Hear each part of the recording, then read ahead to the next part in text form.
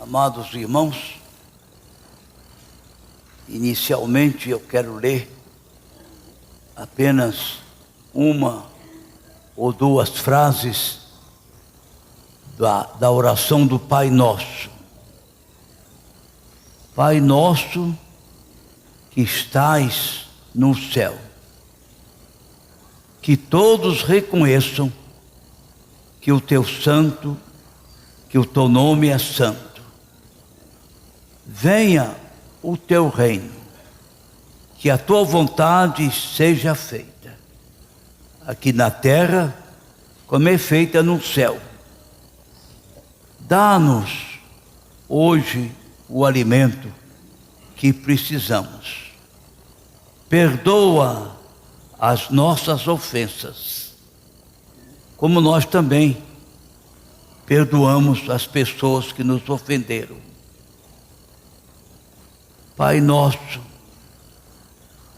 dá-nos o pão de cada dia. Pai nosso, perdoa os nossos pecados. Esta foi uma oração ensinada por Jesus. Ele nos mandou pedir pão e pedir perdão.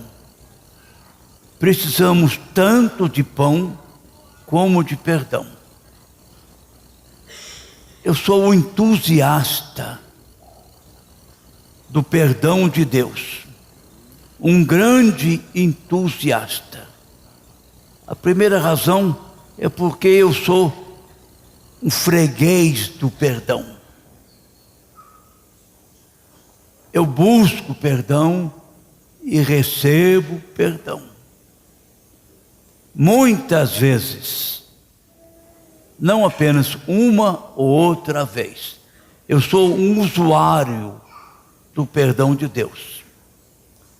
Se porventura algum dia eu desejasse fazer uma pós-graduação em teologia, a área da teologia que eu escolheria seria o perdão de Deus.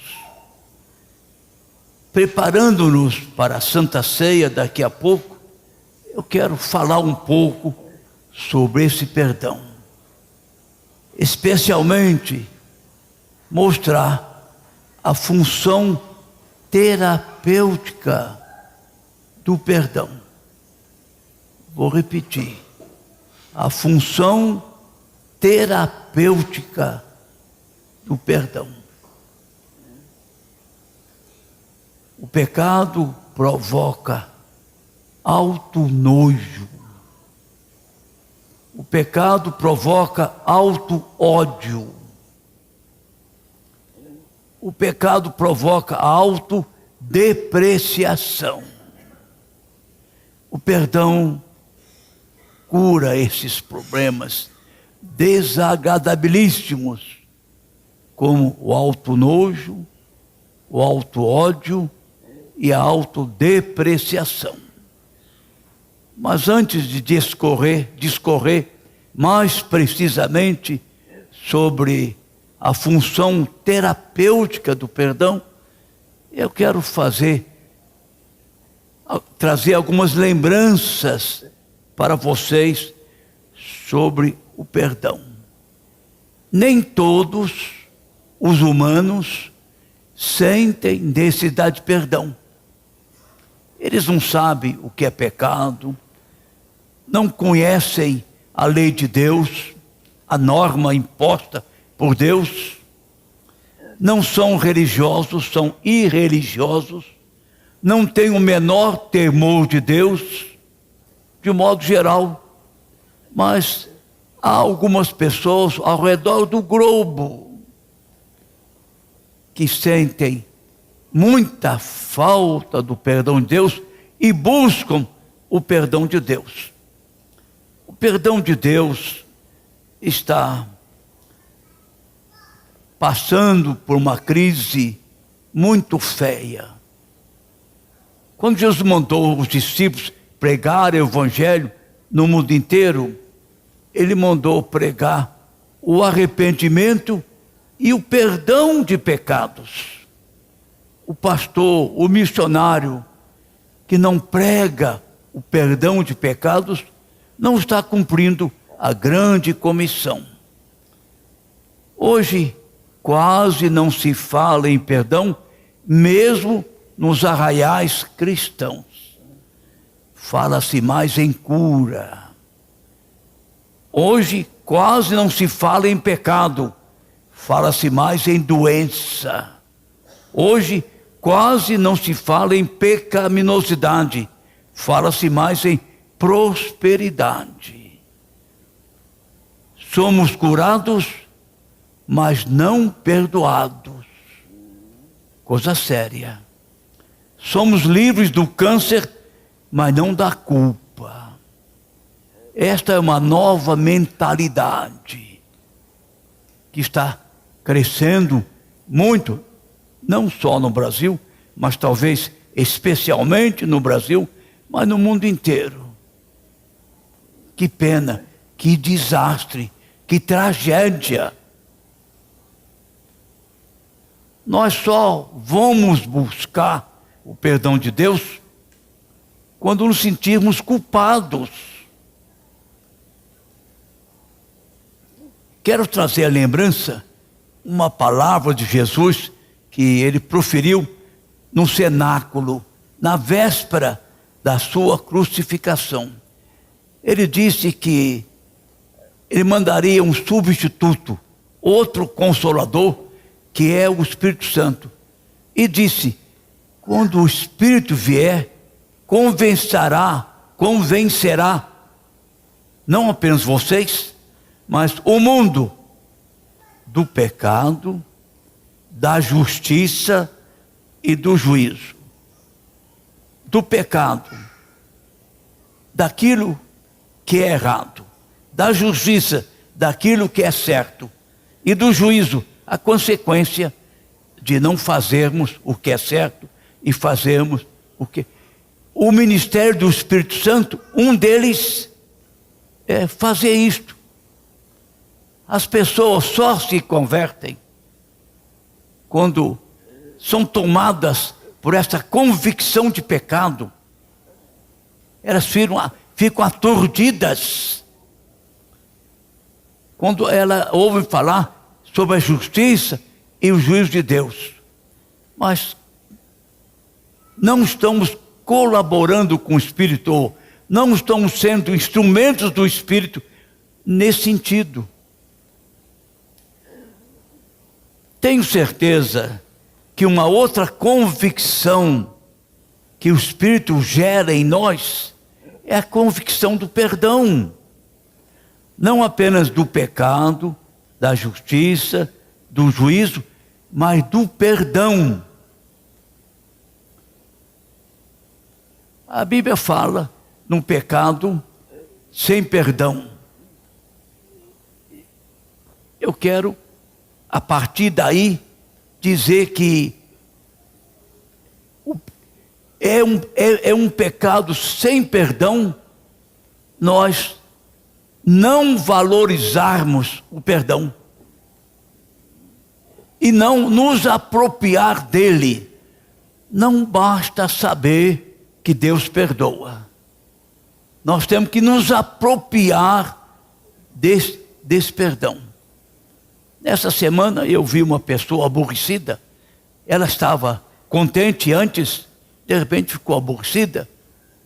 E eu me intrometi. Está aborrecida? Estou. Por quê? Porque perdi a paciência com alguém. E eu não quero perder a paciência.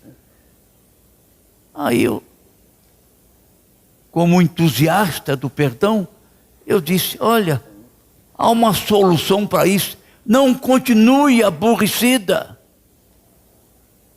mas confesse a Deus e se aproprie do perdão desse pecado que você cometeu ou que você acha que cometeu.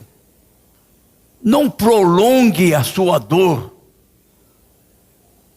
Não fique chateado. Não fique com a cabeça baixa. Deus, nós cantamos, os hinos foram muito apropriados. Deus nos ama. Então, temos que nos apropriar do perdão. Só uma questão de curiosidade e também para reforçar, existe, assim como os dois evangelhos falam sobre a genealogia de Jesus, eu quero falar com vocês sobre a genealogia do perdão. O perdão é filho da confissão de pecado. A confissão de pecado é filha do arrependimento. O arrependimento é filho da consciência pesada. A consciência pesada é filha da ação do Espírito. Então, esta é a genealogia do perdão. Um dos versículos áureos a respeito do perdão é formidável. Se seu irmão se arrepender, perdoe. Se ele pecar contra você 7 vezes num dia, e cada vez vier e disser, me arrependo, então perdoe. Ele está falando sobre o perdão que nós devemos conceder aos outros, mesmo que aquele que pecou contra mim, naquele dia, depois daquele perdão, peque mais 7 vezes. E Jesus acrescentou, não exatamente aqui, mas numa outra passagem, até 70 vezes 7. 70 vezes 10. Vezes 10, né?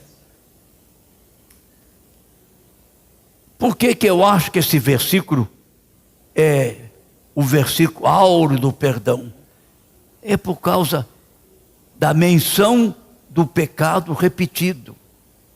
O pecado repetido merece perdão repetido. Há muitas pessoas que não confessam e não se apropriam do perdão, porque eu vou fazer a mesma coisa outra vez. Então, não quero ser cínico.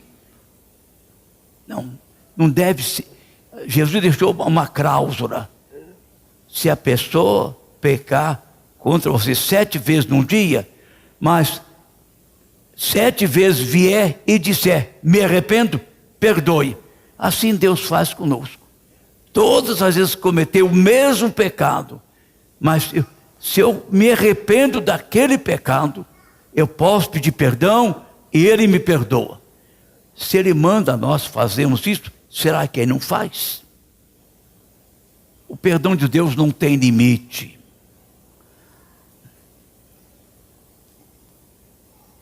Há um alicerce para o perdão, um alicerce muito sólido.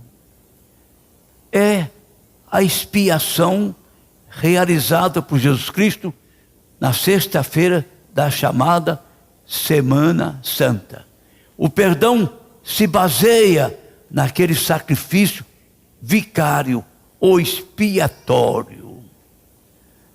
No Antigo Testamento havia uma cerimônia anual muito bonita. Era o principal feriado religioso da nação de Israel. Havia uma data marcada. Todo ano era no mesmo mês e no mesmo dia. A cerimônia, eu não posso discorrer sobre ela agora, porque tomaria muito tempo.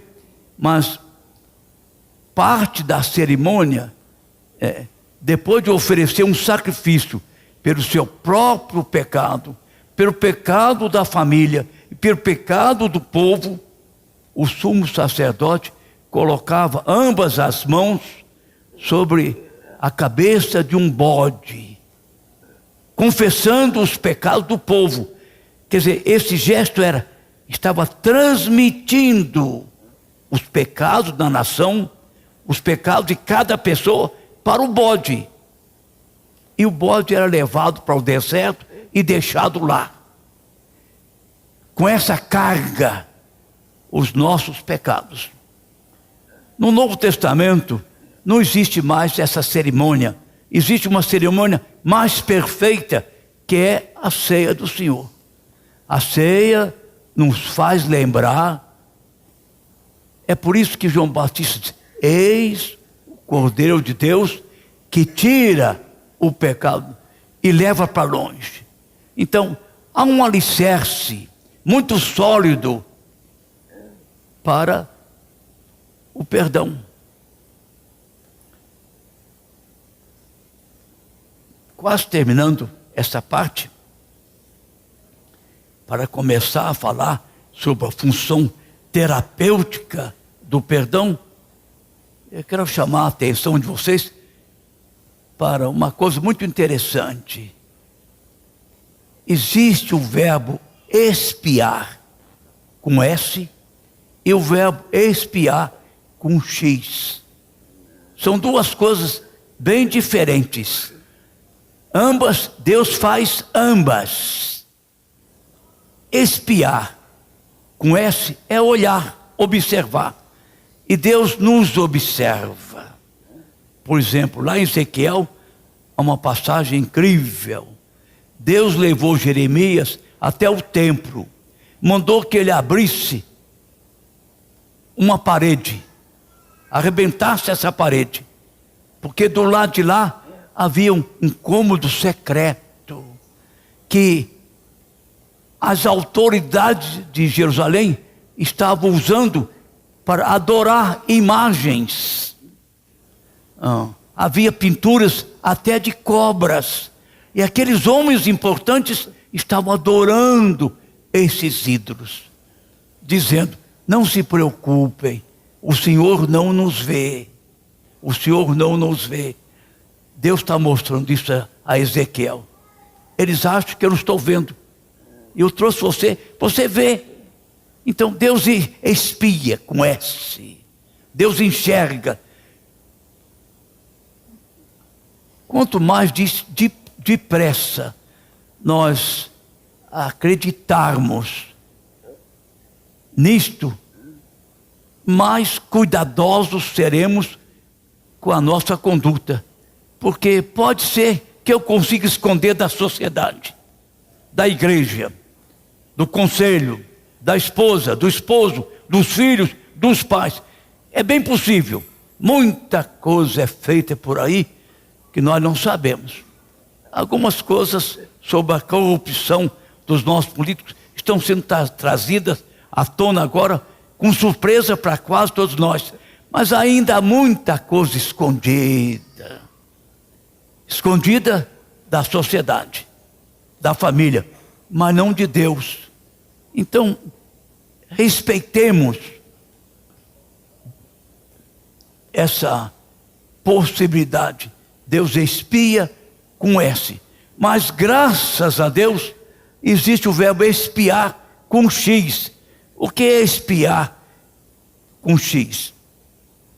Quem faz isso é o Senhor Jesus Cristo. Espiar é tomar sobre si a culpa alheia e ser punido pela culpa que não é sua, é dos outros.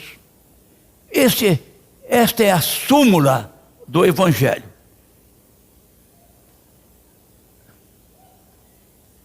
Por ser absolutamente santo, Deus espia, observa qualquer pecado, grande ou pequeno, cometido à luz do sol ou nas trevas da noite.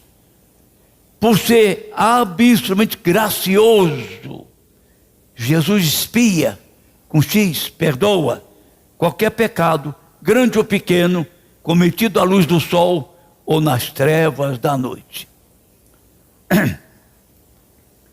Uma palavrinha sobre uma tentativa de explicar o que é expiação. O ato de expiar com X é o ato pelo qual Deus restaura o relacionamento entre Ele e os homens. É o sacrifício que torna agradável a Deus uma pessoa que antes lhe era desagradável.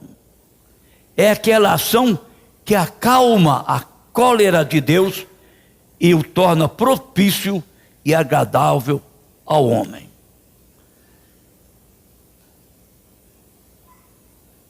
Peço licença para dizer uma palavrinha sobre o perdão maior e os perdões menores. Inclusive, para participarmos da ceia, esse é um detalhe importante. O que é que se chama de perdão maior? É o perdão por atacado. O que é que se chama de perdões menores? É o perdão avarejo. Quando a pessoa é tocada pela graça, pelo Espírito, e se converte, se torna crente, ele é perdoado, recebe o perdão maior. Tudo o que ele fez no passado, tudo o que ele está fazendo no presente, tudo o que ele fará no futuro de errado, Deus perdoa por atacado. É o perdão maior, por causa da expiação.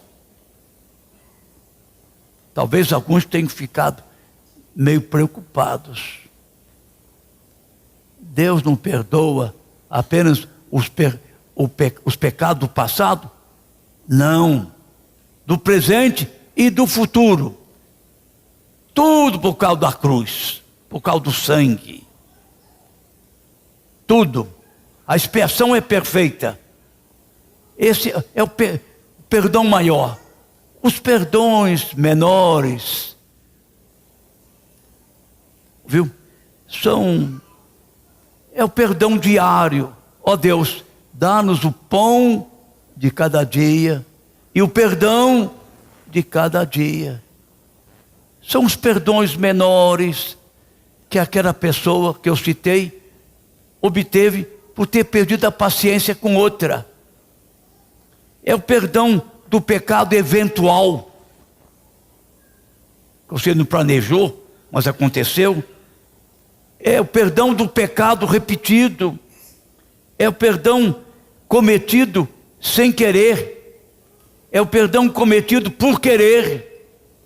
É o perdão do pecado brando, entre aspas. Porque no final das contas, qualquer coisa que arranha a santidade de Deus é coisa grave. Mas nós usamos muito pecado brando, digamos. E do pecado absurdo. Do pecado por pensamento, por palavras e ação. Então, em Cristo, por causa da expiação, nós recebemos de uma vez o perdão maior, para sempre. E várias vezes, diariamente, se necessário, e certamente será necessário, recebemos perdões menores. Então, não vamos ter problema com a culpa. A culpa incomoda muito. A culpa enerva. A culpa adoece. A culpa muda o semblante. A culpa é intolerável. Parece que a maior parte dos pacientes que procuram um psicólogo ou um psiquiatra, o problema, no fundo, é culpa. Não precisamos passar por esta tragédia, porque o perdão está disponível. Agora vamos à função terapêutica do perdão. O perdão cura. Cura de fato. Cura sem delongas. Acreditam? Uma das coisas que ele que o perdão cura, é aquilo que estamos chamando de autonojo. O que é autonojo? É nojo de si mesmo por ter feito uma coisa errada.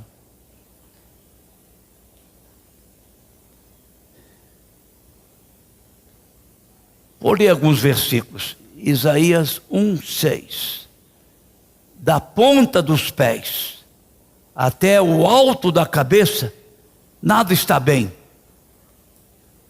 Machucaduras, escoriações, feridas abertas, não cuidadas, não lavadas, não tratadas. Aqui é uma figura. Não se trata de machucadores na pele, nos ossos, mas machucadores morais.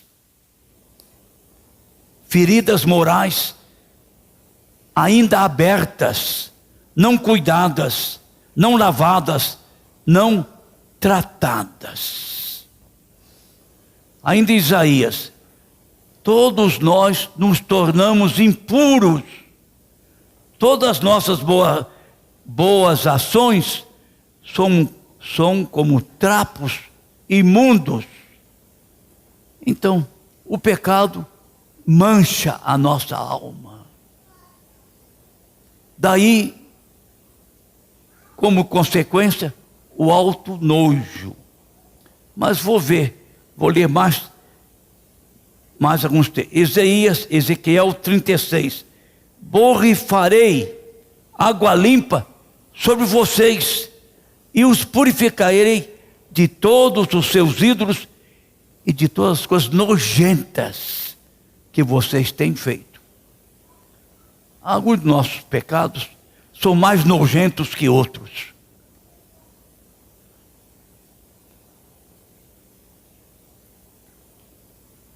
Nos tornamos imundos. Isso causa esse desagradabilíssimo sentimento, nojo de si. Mateus 23. Ai de vocês, mestres da lei e fariseus hipócritas, pois vocês são como túmulos pintados de branco, que por fora parecem bonitos, mas por dentro estão cheios de ossos de mortos e de podridão. Quando a pessoa reconhece que o seu coração, ainda hoje aqui, antes de começar a escola dominical, peguei um trecho da Bíblia a esmo para ler, Romanos 7, e vi lá aquela queixa amarga de Paulo contra o pecado interior, íntimo. A minha atenção foi despertada por uma frase muito curta. A frase é essa: eu sou humano e fraco. Bem, é por isso que 1 João diz: o sangue de Jesus nos purifica de todo o pecado, porque estamos sujos. Olha, por causa do alto, Davi passou por isso. Foi horrível. Percebe-se, eu não estou forçando a Bíblia, mas percebe-se claramente isso na oração do Salmo 51. 2 vezes ele pede: purifica-me. 2 vezes ele fala: lava-me. Não é só perdoa-me, não. É lava-me. Por quê? Eu estou muito sujo. Eu estou com nojo de mim. Olha, como é que eu fui fazer aquela asneira? Eu tinha 5 ou 6 esposas. Só por ter visto uma senhora à distância, banhando-se, eu fiquei interessado em ter relação com ela. Me esqueci que era o rei de Israel, me esqueci que era eu cantor e tocador de harpa na liturgia do templo. Me esqueci dos meus filhos e mandei buscá-la. E me deitei com ela. Meu pai, que coisa nojenta que eu fiz. Eu estou com nojo de mim, Senhor. E eu não posso continuar assim, eu não suporto ficar com nojo de mim. Estou forçando. Purifica-me, lava-me.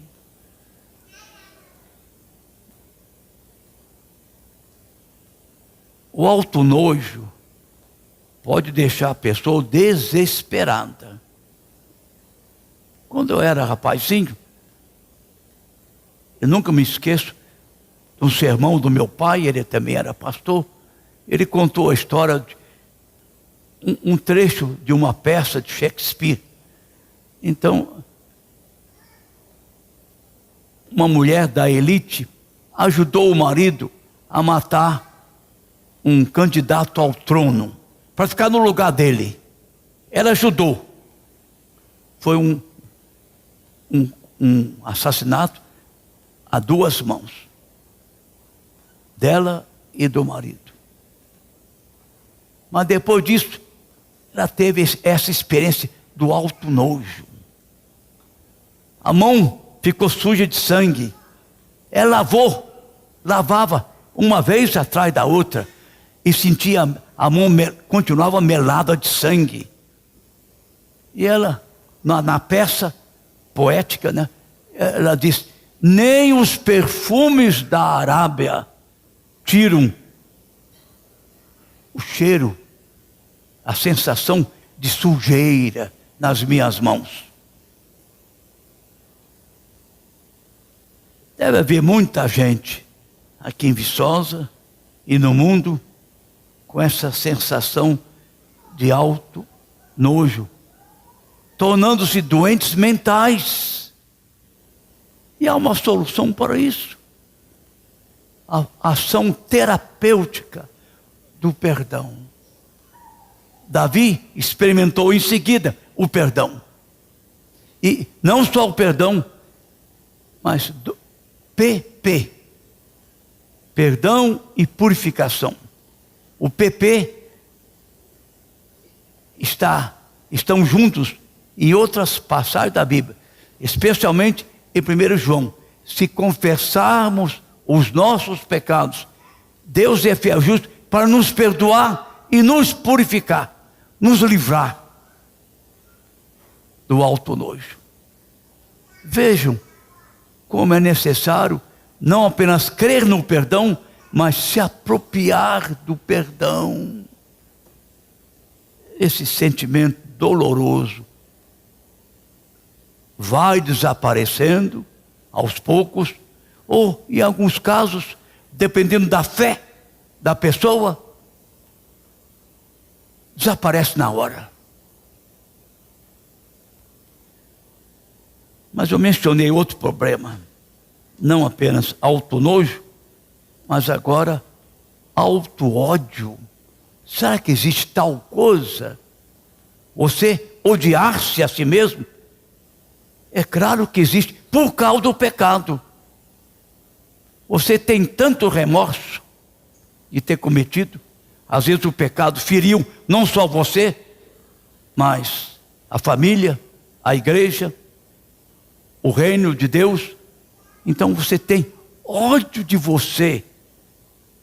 Em outras versões, não, eu encontrei isso em Ezequiel 6:9.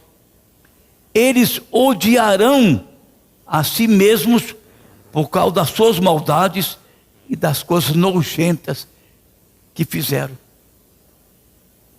O povo de Israel se odiará a si mesmo por causa das maldades. Isso que eu mencionei hoje pela manhã. Nós vamos fazer sacrifícios à deusa do céu, a rainha do céu. Quando eles acordaram, tempos depois, digamos depois do exílio, né? Eles ficaram com ódio. Meu pai, Que absurdo! Nós fomos treinados a partir de Abraão a adorar, a sacrificar a apenas um Deus, o único que existe. Oferecermos até os nossos próprios filhos à rainha do céu, a uma deusa. Que besteira que eu fiz, que raiva que eu estou, não da deusa, nem de Jeremias, nem de Ezequiel, de mim mesmo. Em outras versões, não é auto-ódio, mas asco de si mesmo. Isso combina mais com a parte anterior, né? Será que Davi não teve ódio de si mesmo? Por ter manchado sua reputação, por ter rompido com Deus, por ter pecado contra as esposas e os filhos, por ter pecado contra Batseba e contra o marido dela? Será que ele não teve ódio? Isso está subentendido. Será que o filho pródigo não teve ódio de si mesmo? Oh Deus, os empregados do meu pai têm pão com fartura. Eu estou aqui numa terra distante, num chiqueiro de porcos, comendo comida de porco, porque eu fiz a besteira de sair de casa, de me dar uma liberdade pecaminosa, por entrar na dança. Eu gastei tudo que recebi da herança, coisa horrível. Estou com ódio de mim por ter feito isto. Será que Pedro não teve ódio dele mesmo pela sua covardia? Meu Deus, há poucas horas, quando Jesus disse que nós o deixaríamos, eu disse, eu não. Pode ser que os meus colegas do apostolado façam isso, mas eu não. Não é que eu acabo de negar Jesus 3 vezes? Que ódio!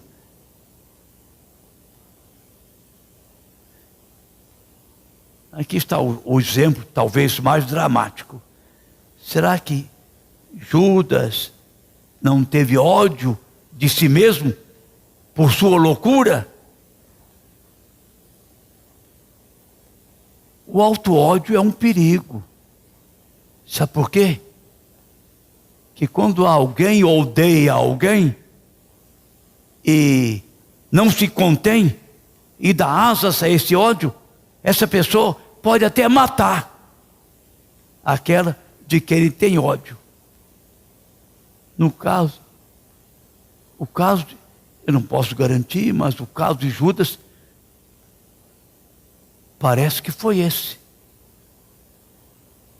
O auto-ódio, quando ele tentou reparar o seu crime, devolvendo o dinheiro para os sacerdotes, e não recebendo auxílio nenhum deles, o que ele fez? Saiu dali, já sem o dinheiro que ele jogou no templo, e suicidou-se. Ódio de si mesmo. O ódio de si mesmo é perigoso. A função terapêutica do perdão acaba com esse auto-ódio, acaba, porque o pecado é desfeito com a confissão. Usando aquela imagem, é lançado no fundo dos oceanos. Ou então, é como a névoa de manhã cedinho, quando o sol acaba de sair, aquela névoa desaparece, aquela neblina desaparece. E aí acaba o auto-ódio. Em muitos casos, devo considerar que talvez não seja uma coisa de repente. É um tratamento provocado pelo perdão, às vezes demorado, mas que surte efeito, surte. o auto-ódio acaba. E o outro problema, ou a outra doença, digamos, provocada pelo pecado, e que o perdão cura, é a autodepreciação. Isso aqui é mais comum e é mais fácil de entender.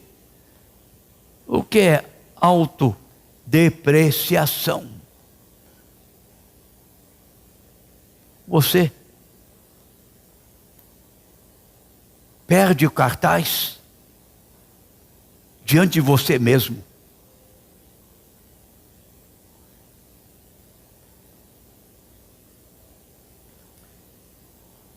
Talvez isso tenha relação com aquela última frase de Paulo, no capítulo 7 de Romanos.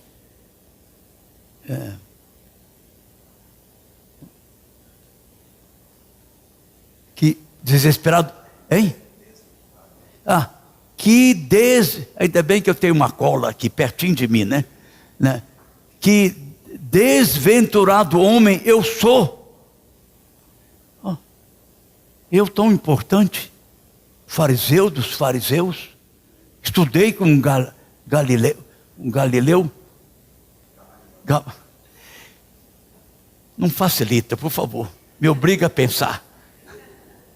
Eu estudei com Gamaliel,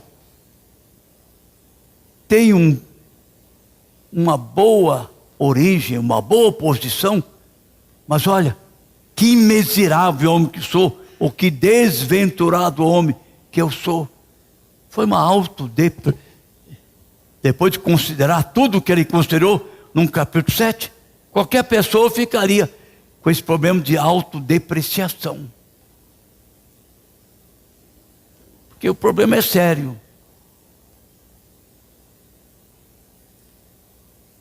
Então, todas as pessoas que eu citei, para outros casos, também se encaixam aqui. No caso de Pedro, por exemplo, se Jesus não tivesse dado a ele, alguns dias depois, a oportunidade de reabilitar-se publicamente, Pedro ainda continuaria com esse problema de autodesvalorização. Quando eu conheci, Jesus dizia a Pedro, ele trocou meu nome para Pedro, isto é, pedra, firme. Como é que foi? Eu nem pedrinha sou agora. Por causa de fato foi uma coisa. Aí está um exemplo. Qualquer pecado pode ser perdoado. O pecado de Pedro foi horroroso. E o de Davi também. Mas por causa daquilo que vamos celebrar hoje, eles obtiveram perdão, como nós também obtemos. Então, o perdão vai curando essas coisas todas.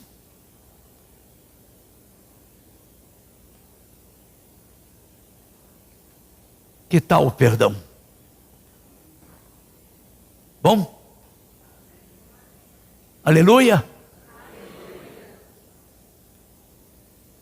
Hoje de manhã foi viva Jeremias.